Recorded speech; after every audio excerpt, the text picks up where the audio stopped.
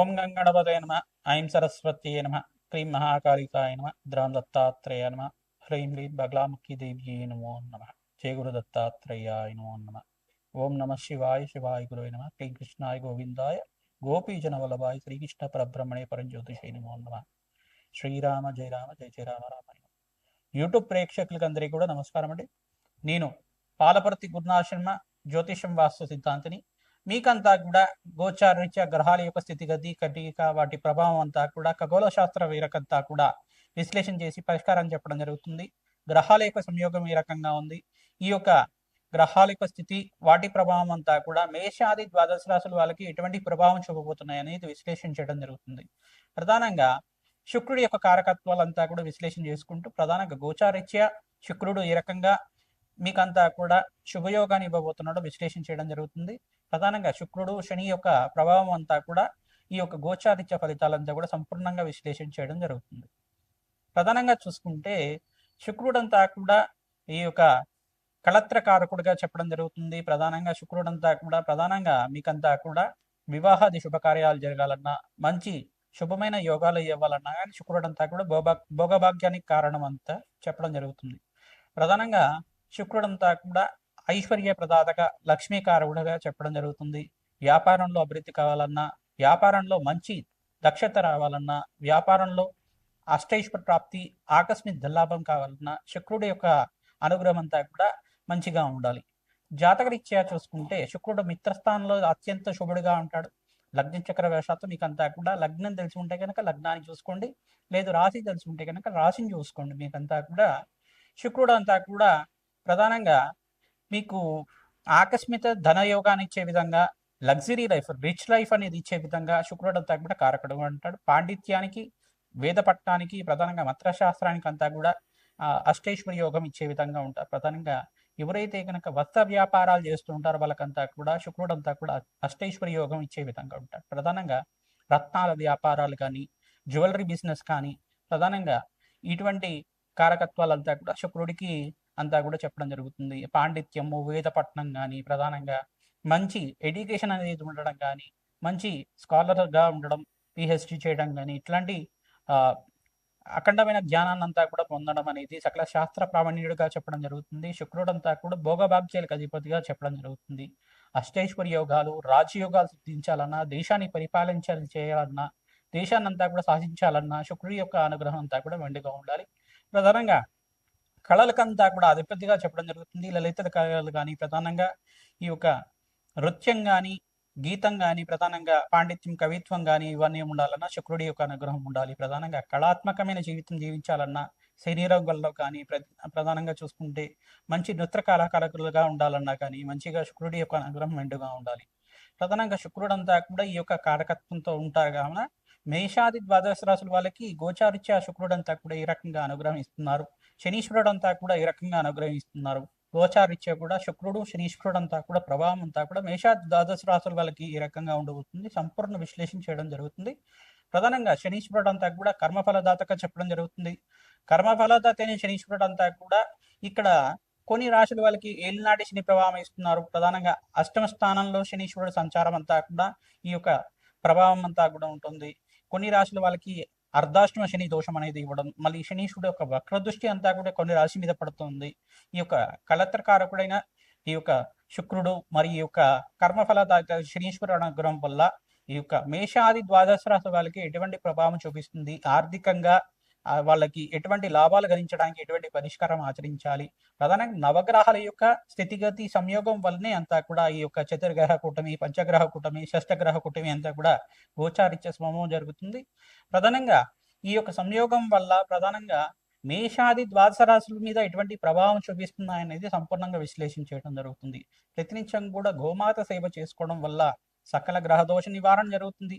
కులదేవత ఆరాధన ప్రతినిత్యం కూడా ఆచరించాలి. శుక్రుడి యొక్క అనుగ్రహం కోసం ప్రయత్నించి కూడా మహాలక్ష్మీదేవి ఆరాధన, ఈ యొక్క కనకదార స్తోత్రాన్ని చదువుకోవడం వల్ల విశేషంగా ధనప్రాప్తి లభించడానికి ఆస్కారం ఉంటుంది.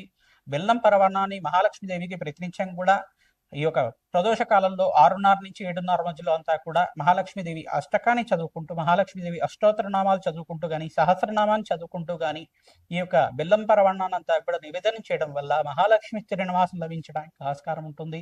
కలత్రకారకుడైన ఈ యొక్క శుక్రుడంతా కూడా వివాహాది శుభకార్యాలు జరగాలన్నా, వంశాభివృద్ధి కలగాలన్నా, మీకు అన్యునమైన దాంపత్యం కలగాలన్నా, అఖండమైన సుఖ జీవితం లభించాలన్నా, భోగభాగ్యమైన రాజయోగాలు సిద్ధించాలన్నా శుక్రుడు అనుగ్రహం కావాలి. ఇక్కడ కర్మఫలదాతైన శనీశ్వర అనుగ్రహం కూడా మంచిగా ఉండాలి. తద్వారా ఈ యొక్క మేషాది ద్వాదశ రాశి వాళ్ళకి గోచారిత్య శుక్రుడు శనీశ్వరుడు ఇచ్చే ఫలితాలంతా కూడా సంపూర్ణంగా విశ్లేషణ చేయడం జరుగుతుంది. వీడియో అంతా కూడా చూడండి, మీరు లైక్ చేయండి, సబ్స్క్రైబ్ చేయండి. తద్వారా మీకు అంతా కూడా ఈ యొక్క ఫలితాలు పరిష్కారం అంతా కూడా మీరు మంచిగా ఆచరించడం వల్ల మీకంతా కూడా మంచి ఫలితాలు రావడానికి ఆస్కారం ఉంటుంది. జగన్మాత అనుగ్రహం వల్ల మీకంతా కూడా అష్టైశ్వర్య ప్రాప్తి కలగాలని చెప్పి ఆశీర్వాదం చేస్తున్నాం. ప్రతినిత్యం కూడా మీరు చెప్పే ఈ యొక్క పరిష్కారం అంతా కూడా ఆచరించండి. మీ జాతకం ఇచ్చే ఎటువంటి సందేహాలు ఉన్నా కానీ మా యొక్క ఫోన్ నెంబర్కి అంతా కూడా అపాయింట్మెంట్ తీసుకొని మీరంతా కూడా జాతకాన్ని, జన్మజాతకాన్ని అంతా కూడా పరిష్కారం ఆచరించడం వల్ల విశేషమైన పుణ్య ఫలితాలు పొందుతారు. శ్రీమాత్రే నమః. మిథున రాశి జాతకులకి గోచారిత్య 2026లో శుక్రుడు శనీశ్వరుడు ఇచ్చే ఫలితాలంతా కూడా ఈ రకంగా ఇవ్వబోతున్నారు. సంపూర్ణ ఫలితాలంతా కూడా విశ్లేషణ చేయడం జరుగుతుంది. శుక్రుడు ఇక్కడ ప్రధానంగా చూసుకుంటే ఉచ్చస్థానంలో మార్పు అంతా కూడా ఏప్రిల్ నెలలో మార్పు అనేది జరుగుతుంది. ప్రధానంగా శుక్రుడు శనీశ్వరుడు అంతా కూడా మీనరాశిలో సంయోగం జరుగుతుంది. ఈ సంయోగం వల్ల విశేషమైన పుణ్య ఫలితాలంతా కూడా మిథున రాశి జాతకులంతా కూడా అనుభవించడానికి ఆస్కారం ఉంటుంది. ప్రధానంగా గోచారిత్య మిత్ర గ్రహాలు కలియిక, ఇక్కడ బృహస్పతి ఉచ్చస్థానంలో మార్పు అంటే ధనస్థానంలో మార్పు జరుగుతుంది. రాజయోగ కారణం సప్తమాధిపతి ఉచ్చస్థానంలో మార్పు. ఇక్కడ చూసుకుంటే ప్రధానంగా మిత్రగ్రహమైన శుక్రుడు, మిత్రగ్రహమైన శనీశ్వరుడు కలియికంతా కూడా ఇక్కడ దశమ స్థానంలో మార్పు అంతా కూడా రాజయోగ కారణంగా చెప్పడం జరుగుతుంది. ప్రధానంగా చూసుకుంటే మీకు జాతకరీత్యా ఉన్న సర్వ గ్రహదోష నివారణ అంతా కూడా అవ్వడానికి అత్యంత శుభమైన ఫలితాలంతా కూడా ఈ సంవత్సరాన్ని చూడడానికి ఆస్కారం ఉంటుంది. వివాహాది శుభకార్యాలు జరగాలన్నా, సంతాన యోగం సిద్ధించడానికన్నా, వంశాభివృద్ధి కలగాలన్నా అత్యంత శుభమైన కారణంగా చెప్పడం జరుగుతుంది. ప్రధానంగా విదేశీయానం కోసం ఎవరైతే ప్రయత్నాలు చేసుకుంటున్నారో, విద్య కోసం కావచ్చు, ఉద్యోగం కోసం కావచ్చు, శీఘ్రంగా విదేశీయాన యోగం అంతా కూడా కార్యస్థితి కలగడానికి ఆస్కారం ఉంటుంది. ఈ యొక్క శుభ సంకేతాలంతా కూడా గ్రహాల యొక్క స్థితిగతి, వాటి భ్రమణం అంతా కూడా శుభమైన సంకేతాలంతా కూడా ఇవ్వబోతున్నాయి. కావున మంచి వార్తనంతా కూడా వినడానికి, శుభవార్త వినడానికి ఆస్కారం ఉంటుంది. ప్రతి కూడా ఈ యొక్క మహాలక్ష్మీదేవి ఆరాధన, బగలామకి దేవి ఆరాధన శ్రేష్టమైన ఫలితాలు పొందుతారు. రాజశ్యామల యజ్ఞాధికృతలు చేసుకోవడం వల్ల విపరీత రాజయోగ సిద్ధి రావడానికి ఆస్కారం ఉంటుంది. నవగ్రహాలకి అభిషేకము, నవగ్రహ శాంతి పూజలంతా కూడా ఆచరించుకోవడం, శుక్రుడికి, శనీశ్వరుడికి, రాహువుకి, బృహస్పతికి, అంగారకుడికి జపము హోమాది కార్యక్రమాలు ఆచరించుకోవడం వల్ల జాతకరీత్యా సర్వ ప్రతిబంధకాలంతా కూడా తీరి అష్టేశ్వర ప్రాప్తి పొందడానికి ఆస్కారం ఉంటుంది. ప్రతినిత్యం కూడా నవగ్రహాలకి అభిషేకాలంతా కూడా ఆచరించండి. పరమేశ్వరుడు ప్రీతికరంగా నారికెల జలంతో, ద్రాక్షరసంతో అభిషేకం చేయించుకోవడం వల్ల శుభవార్త వినడానికి ఆస్కారం ఉంటుంది. ప్రతినిత్యం కూడా ఆంజనేయ స్వామి వారికి ఈ యొక్క సింధూర అభిషేకాది కార్యక్రమాలు ఆచరించుకోవడం వల్ల శ్రేష్టమైన ఫలితాలు పొందుతారు.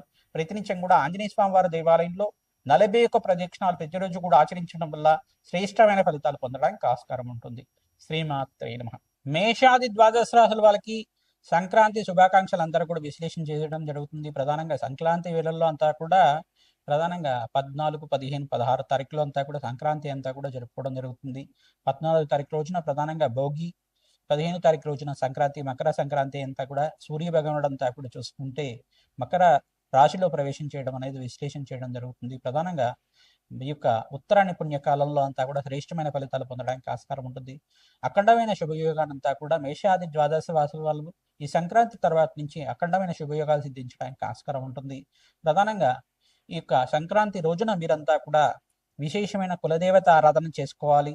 విశేషంగా కులదేవత ఆరాధన చేసుకోవడం వల్ల రాజయోగాన్ని చూస్తారు. మహాలక్ష్మీదేవి ఆరాధన చేసుకోవడం వల్ల భోగభాగ్యాలు, రాజయోగం సిద్ధిరవడానికి, అఖండమైన ఐశ్వర్య ప్రాప్తి కలగడానికి ఆస్కారం ఉంటుంది. ధనయోగం సిద్ధిరవడానికి ఆస్కారం ఉంటుంది. గోమాత సేవను ఆచరించడం, విశేషంగా సంక్రాంతి రోజున గోమాతను అంతా కూడా పూజ చేసుకోవడం వల్ల పాడి పంట అంతా కూడా ఐశ్వర్య ప్రాప్తి కలగడానికి ఆస్కారం ఉంటుంది. ధనలక్ష్మి ఆరాధన చేసుకోవడం వల్ల అఖండమైన పుణ్యప్రాప్తి కలుగుతుంది. ధాన్యలక్ష్మి ఆరాధన చేసుకోవడం వల్ల ధాన్యానికి లోటు లేకుండా అఖండమైన శుభ ఫలితాలు పొందడానికి ఆస్కారం ఉంటుంది. ప్రధానంగా పితృదేవత ఆరాధన చేస్తూ ఉంటారు. సంక్రాంతి రోజున పెద్దల పండగ అంటారు కాబట్టి పితృదేవత ఆరాధన చేసుకోవడం వల్ల పితృదేవతలంతా కూడా శాశ్వతంగా బ్రహ్మలోకంలో నివాసం ఉండడానికి కానీ, శాశ్వతంగా వైకుంఠ ప్రాప్తి కలగడానికి కానీ, శాశ్వతంగా కైలాస ప్రాప్తి కలగడానికి కానీ, శాశ్వతంగా స్వర్గలోకంలో పుణ్యలోకంలో స్థిర నివాసం ఉండడానికి ఈ ప్రధానంగా ఎక్కువ రోజునే ప్రధానంగా సంక్రాంతి రోజున మాత్రమే ఎవరైతే కనుక ఈ యొక్క పితృదేవత ఆరాధన చేసుకుంటూ ఉంటారో మీకంతా కూడా రాజ్యోగంగా చెప్పడం జరుగుతుంది. ప్రధానంగా పితృదేవతలకు ప్రీతికరంగా స్వయంపాక దానం, బ్రాహ్మణత్వం దానం చేసుకోవడం, తిలతర్పణాలు చేసుకోవడం అఖండమైన శుభ ఫలితాలు పొందడానికి ఆస్కారం ఉంటుంది. ప్రధానంగా పితృదేవత ఆరాధన చేసుకోవడం వల్ల పితృదేవతకు ప్రీతికరమైన వంటకాలన్నీ కూడా నివేదన చేసి గృహంలో ఉండే వాళ్ళు ప్రధానంగా స్వీకరించడం వల్ల అఖండమైన పుణ్య ఫలితాలు పొందడానికి ఆస్కారం ఉంటుంది. ప్రధానంగా వీరంతా కూడా పితృదేవత ఆరాధన చేసుకోవడం వల్ల బ్రాహ్మణత్వంకంతా కూడా మహావిష్ణు స్వరూపంగా భావించి ధాన్యము, ఈ యొక్క స్వయంపాకము, వస్త్రదానం చేయడం వల్ల అఖండమైన పుణ్య ఫలితాలు పొందడానికి ఆస్కారం ఉంటుంది. సంఘంలో గౌరవం పెరుగుతుంది, ప్రేమ ప్రఖ్యాత లభించడానికి ఆస్కారం ఉంటుంది, రాజ్యోగ స్థితి రావడానికి ఆస్కారం ఉంటుంది, మహాలక్ష్మీదేవి అనుగ్రహం లభిస్తుంది. తద్వారా వీరంతా కూడా ఈ పుణ్యమైన కార్యక్రమాలు చేయడానికి ఆస్కారం ఉంటుంది. కావున ఉత్తరాయణ పుణ్యకాలంలో ప్రధానంగా మీ జాతకరీత్యా ఉన్న సర్వగ్రహదోష నివారణ చేయడానికి ప్రయత్నం చేయండి. ఈ యొక్క రాజశ్యామల యజ్ఞాధికరతలు కానీ, బగలాముఖి శాంతి హోమాది కార్యక్రమాలే కానీ, ప్రధానంగా ఈ యొక్క కమలాత్మక దేవి హోమాది కార్యక్రమాలు కానీ, ఈ యొక్క లక్ష్మీ కుబేర శాంతి హోమాది కార్యక్రమాలు కానీ ఉత్తరాయణ పుణ్యకాలంలో ఆచరించుకోవడం వల్ల అఖండమైన పుణ్య ఫలితాలు పొందడానికి ఆస్కారం ఉంటుంది. ఉత్తరాయణ పుణ్య కార్యక్రమంలో ప్రధానంగా విశేషంగా స్నానానికి విశేషమైన ఫలితాలు చెప్తారు, జపానికి విశేషమైన ఫలితాలు చెప్తారు, నామస్మరణ చేసుకుంటూ ఉండాలి. ప్రధానంగా ఉత్తరాయణ పుణ్యకాలంలో అంతా కూడా భగవత్ ఆరాధన చేసుకోవడం శ్రేష్టమైన ఫలితాలు, మోక్ష జ్ఞానాన్ని ఇచ్చే విధంగా ఉంటాయి. శ్రీమాత్రే నమః.